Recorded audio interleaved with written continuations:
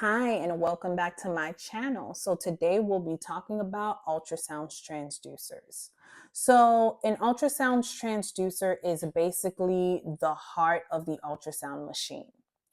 It's the tool that we place on the patient's skin, and it's responsible for sending and receiving sound waves.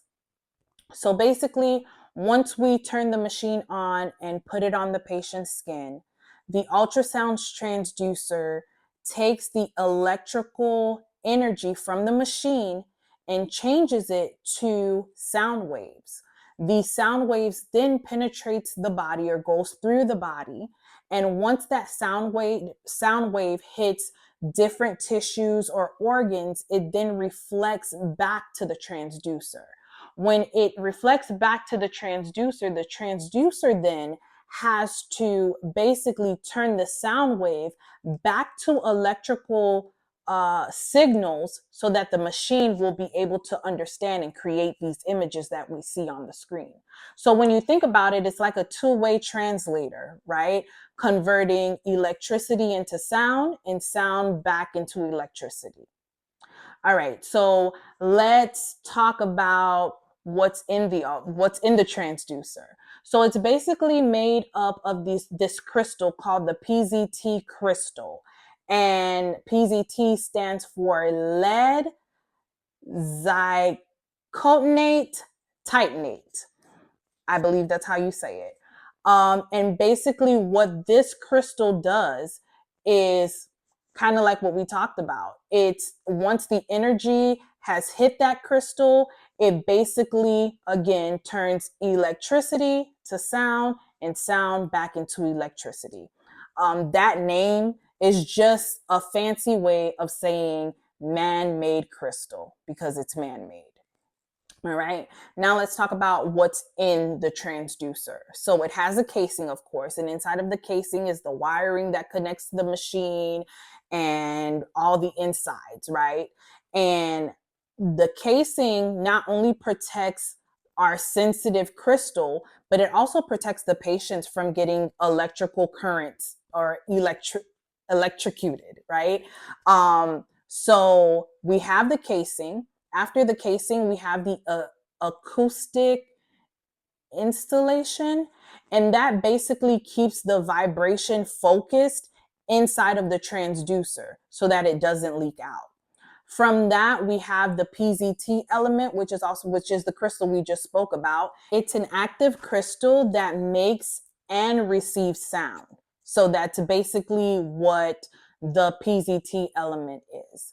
And then right behind that is the backing, right? And the backing basically absorbs all of that sound wave energy, right? That once we're done transmitting and we're getting this picture, we don't want that sound wave to continue ringing. So the backing absorbs that. Now, one of the most important things is the matching layer. And that matching layer sits in front of the crystal, between the crystal and the patient's skin, basically. And what that matching layer does is allow the sound wave to move smoothly from the transducer into the machine, from the transducer into the patient, and again, that sound wave from the patient into the transducer. So we know without this, that majority of our sound would just bounce off of that patient's skin. Now let's talk about bandwidth. Bandwidth is just the frequency that the transducer produces, basically. And if you think about it, think about a singer that can hit high and low notes, right? That's two different frequencies. And then when we think about the wide bandwidth, we can think about a choir, right? So the wide bandwidth is basically multiple frequencies at once. So a choir singing together in harmony at once sounds beautiful. Well, it does the same thing for the ultrasound machine. It basically creates great images and better resolution. All right. And I believe our last thing that we're going to talk about is what basically determines the frequency in pulse wave transducers. So we know there's two things that basically determines it. It's the thickness of the crystal and the speed the sound goes through the crystal, right? So we know if we have a thin crystal that the frequency sound wave will be higher, which will give us better images, right?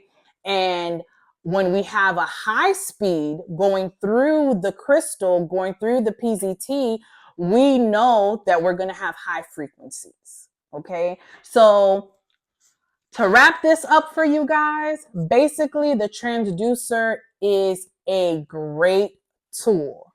So I hope you learned something today, and I can't wait to see you back next week to learn more. And maybe I'll have a little surprise for you. Maybe I'll have a new music video. Maybe. Bye.